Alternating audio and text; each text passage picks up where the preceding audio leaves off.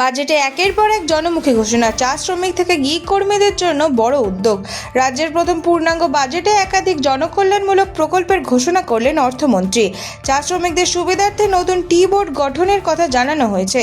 শহরে ইতিমধ্যে 4টি মা আহার কেন্দ্র চালু হয়েছে, যেখানে মাত্র 5 টাকায় খাবার মিলবে। পশ্চিমবঙ্গ সরকার স্বীকৃত লোদ্ধা শবর ও টোটো সম্প্রদায়ের পুষ্টি উন্নয়নে বিশেষ প্রকল্প ঘোষণা করেছে।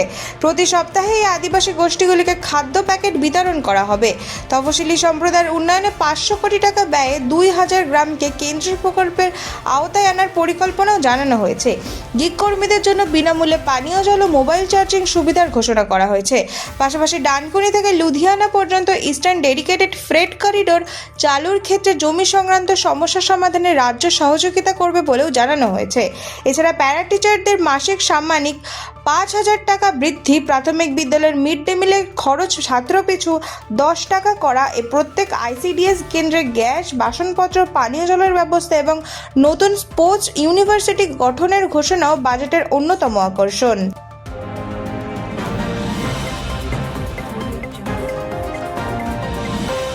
কৃষকদের জন্য একাধিক ঘোষণা, ভর্তুকি ও আর্থিক সহায়তার জোর রাজ্য বাজেটে।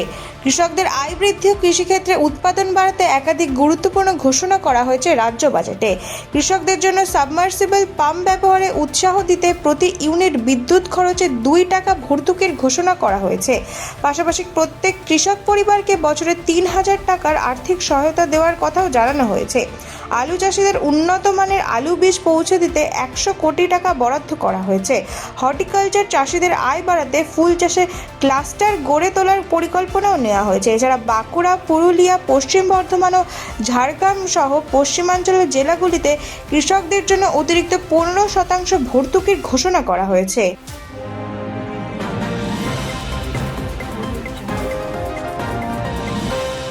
শিল্প, কৃষি ও কর্মসংস্থানে জোর, বাজেটে বড় ঘোষণা রাজ্য সরকারের।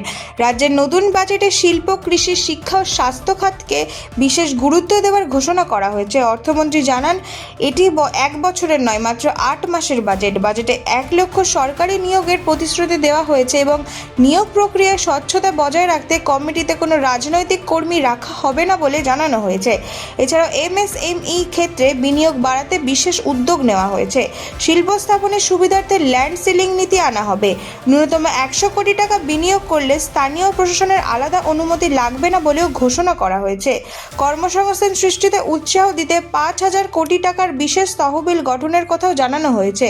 শিল্প, কৃষির সম্বন্ধিত উন্নয়নের মাধ্যমে রাজ্যের রাজনীতিকে আরও শক্তিশালী করাই সরকারের লক্ষ্য।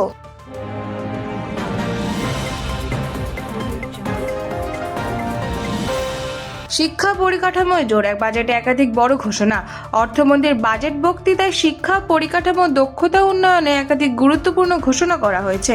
পূর্ব মেদিনীপুরের নন্দীগ্রাম ও হলদিয়ার মধ্যে যোগাযোগ ব্যবস্থা উন্নত করতে নতুন সেতু নির্মাণের পরিকল্পনা নেওয়া হয়েছে। শিক্ষাক্ষেত্রে পিএমশ্রী প্রকল্পের আওতায় বিদ্যালয়গুলির গুণমান উন্নয়নের জন্য 2100 কোটি টাকা বরাদ্দের প্রস্তাব রাখা হয়েছে। পাশাপাশি উত্তরবঙ্গে একটি আইআইটি ও একটি আইআইএম স্থাপনের ঘোষণাও করা হয়েছে। সংস্কৃত ভাষার প্রসারে 50 কোটি টাকা বরাদ্দের প্রস্তাব দেওয়া হয়েছে।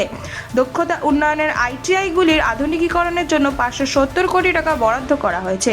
কাথি, কালিয়াচক, তুফানগঞ্জ, ফলতায় নতুন মহিলা কলেজ চালুর কথাও ঘোষণা করেছেন অর্থমন্ত্রী।